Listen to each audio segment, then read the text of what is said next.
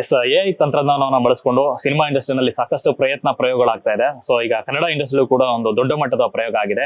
ಹೊಂಬಾಳೆ ಸಂಸ್ಥೆ ಒಂದು ಸಾಂಗ್ ಅನ್ನ ಅದ್ಭುತವಾದ ಸಾಂಗ್ ಅನ್ನ ಕೊಟ್ಟಿರುವಂತದ್ದು ಕೃಷ್ಣ ಏನಬಾರದೆ ಅನ್ನೋ ಸಾಂಗು. ಸೊ ನೀವು ಕೂಡ ನೋಡಿರ್ತೀರಾ. ಸೊ ಆ ಸಾಂಗ್ ಅನ್ನ ಕ್ರಿಯೇಟ್ ಮಾಡಿದಂತ ಟೀಮ್ ನಮ್ ಜೊತೆ ಇದ್ರೆ ಆಸ್ಟ್ರಾ ಟೀಮ್. ಸೊ ಈ ಸಾಂಗ್ ಶುರುವಾದಂತ ರೀತಿ ಮತ್ತೆ ಅದರ ಔಟ್ಪುಟ್ ಬಗ್ಗೆ ಮಾತಾಡಕ್ಕೆ ಖುದ್ದು ಟೀಮ್ ಇರುವಂತದ್ದು. ಬನ್ನಿ ಮಾತಾಡ್ತೋಣ. ಸರ್ ನಮಸ್ತೆ, ಹೇಗಿದ್ರಿ? ಒಂದೊಳ್ಳೆ ಪ್ರಯೋಗ. ಸೊ ಮೊದಲಿಗೆ ನಿಮ್ಮ ಕಾನ್ಸೆಪ್ಟೇ ಅದ್ಭುತವಾಗಿ ಇಷ್ಟ ಆಗಿದ್ದು. ಸೊ ಆಸ್ಟ್ರಾ ಟೀಮ್ ಒಂದು ಮುನ್ನುಡಿಯನ್ನ ಬರೆದಿದ್ರಿ ಎಐ ತಂತ್ರಜ್ಞಾನದಲ್ಲಿ ಕನ್ನಡದಲ್ಲಿ. ಸೊ ಹೇಗ್ ಸ್ಟಾರ್ಟ್ ಆಯ್ತಿದ್ದು ಈ ಕನಸು ಅಂತ? So actually first of all Astra ಬಗ್ಗೆ ಹೇಳೋದಂದ್ರೆ ನಾವೊಂದು hardcore visual effects animation adapting to new technology studio. So ಈ ಕಾನ್ಸೆಪ್ಟ್ ಬಂದಾಗ ಅದೊಂದು ಟೈಮ್ ಲೈನ್ ನಲ್ಲಿ ಬಂತು. ಒಂದು 4 weeks ಅಲ್ಲಿ ಡೆಲಿವರ್ ಮಾಡ್ಬೇಕು ಇದನ್ನ.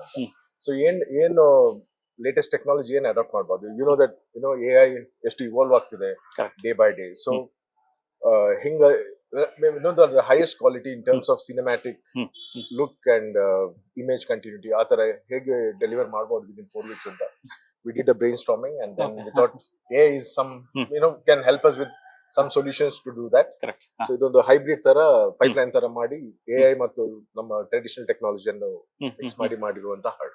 ಸೊ ಚಾಲೆಂಜಸ್ ಅಂತ ಹೇಳೋದಾದ್ರೆ ಏನೆಲ್ಲ ಬಂತು ಅಂತ?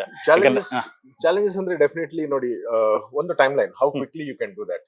ಸೆಕೆಂಡ್ ಒನ್, ಇಮೇಜಸ್ ಎಲ್ಲ ಅಂದ್ರೆ ಒಂದು ಫಿಲ್ಮ್ ಇದು ವಿಜುವಲ್ಸ್ ಯಾವ ತರ ಇರ್ಬೇಕು, ಒಂದು ಸಿನಿಮ್ಯಾಟಿಕ್ ಆಗಿ ಕಾಣ್ಬೇಕು. ಆಮೇಲೆ ಕಲರ್ ಕಂಟಿನ್ಯೂಟಿ, ಕ್ಯಾರೆಕ್ಟರ್ ಕನ್ಸಿಸ್ಟೆನ್ಸಿ ಯಾವ್ದಿದೆ. ಈಗ ನೀವು ಒಂದು ಕ್ಯಾರೆಕ್ಟರ್ ಡಿಸೈನ್ ಮಾಡ್ಬೇಕಾದ್ರೂ it goes into lot of iterations ಅಲ್ಲ. AI can help you get all those things. ಅದೆಲ್ಲ ಕ್ವಿಕ್ ಆಗಿ ಮಾಡ್ಬೋದು. ಸೆಕೆಂಡ್ ಅಂದ್ರೆ ಬ್ರೀಫ್, ಹೊಂಬಾಳೆಯಿಂದ ಬ್ರೀಫ್ ಏನಿತ್ತು ಅಂದ್ರೆ it should look larger than life. Cinematic ಇರಬೇಕು. ಆಮೇಲೆ character consistency something that is super important. ಅಂದ್ರೆ ಏನ್ ಮಾಡುತ್ತೆ ಅಂದ್ರೆ ಹ್ಯಾಲುಸಿನೇಟ್ ಆಗುತ್ತೆ. ಒಂದು ಜನರೇಷನ್ ಮಾಡುತ್ತೆ, ಸೆಕೆಂಡ್ ಜನರೇಷನ್ ಏನೋ ಬೇರೆ ಬರುತ್ತೆ. ಸೊ ಆತರ ಒಂದು ಪೈಪ್ಲೈನ್ ಮಾಡಿ, so we planned it in a way that we can deliver everything within 4 weeks. And then we went through the whole plan.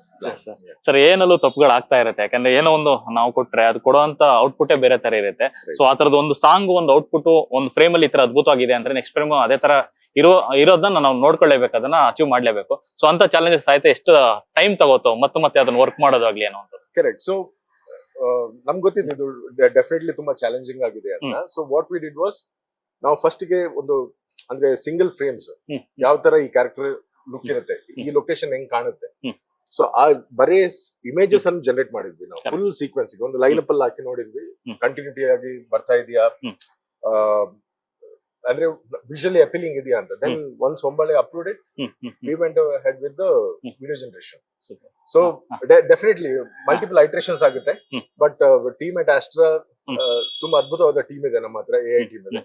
So they pulled it off 4 weeks ಅಲ್ಲಿ done a brilliant job. Super. ಇದೇ song ಅನ್ನ real ಆಗಿ shoot ಮಾಡಬಹುದಾಗಿದ್ರೆ ಎಷ್ಟು ದಿನ ತಗೋತಾಯ್ತು? May be A ಇರೋದ್ರಿಂದ ಎಲ್ಲ achieve ಆಯ್ತು ಬೇಗ ಅಂತ.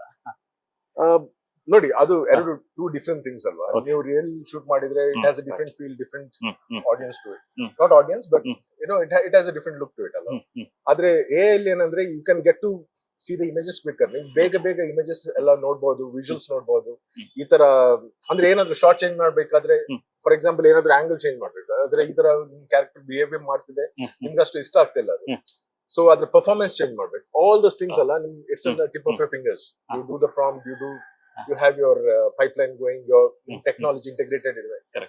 So athara it was pretty quick.